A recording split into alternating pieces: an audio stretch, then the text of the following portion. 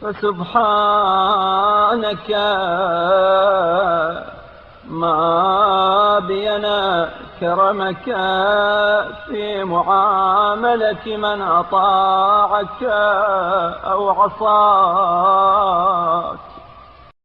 پاک ہے تیری ذات، تیرا لطف و کرم، فرما بردار ہو یا گنہگار، ہر ایک کے معاملے میں کس قدر آشکارا ہے۔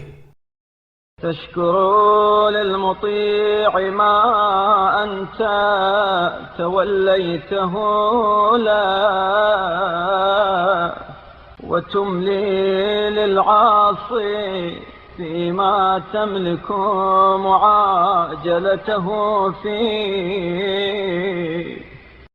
یوں کہ اطاعت گزار کو اس عمل خیر پر جس کے اسباب تو نے خود فراہم کیے ہیں جزا دیتا ہے، اور گنہگار کو فوری سزا دینے کا اختیار رکھتے ہوئے پھر مہلت دیتا ہے۔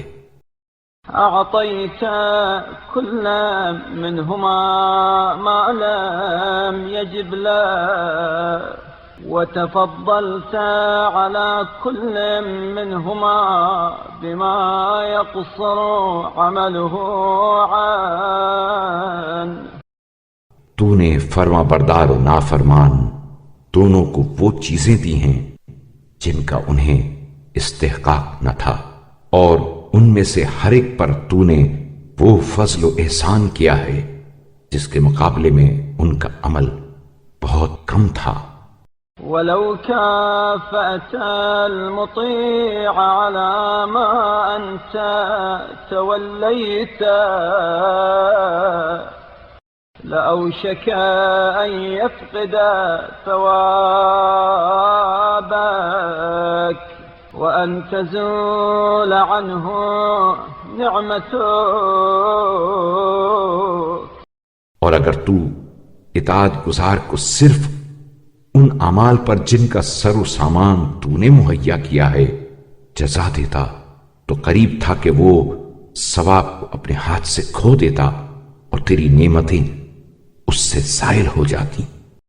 ولكنك بكرمك جازيت على المدة القصيرة الفانية بالمدة الطويلة الخالدة.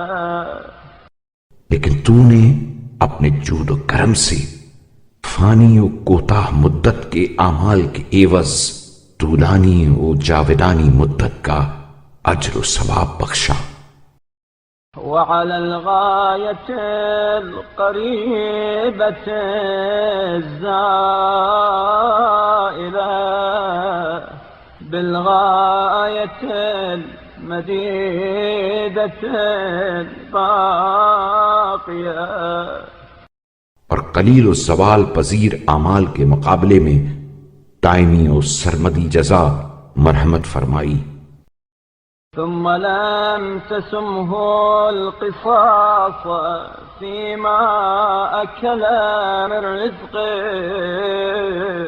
الذي يقوى به على طاعتك.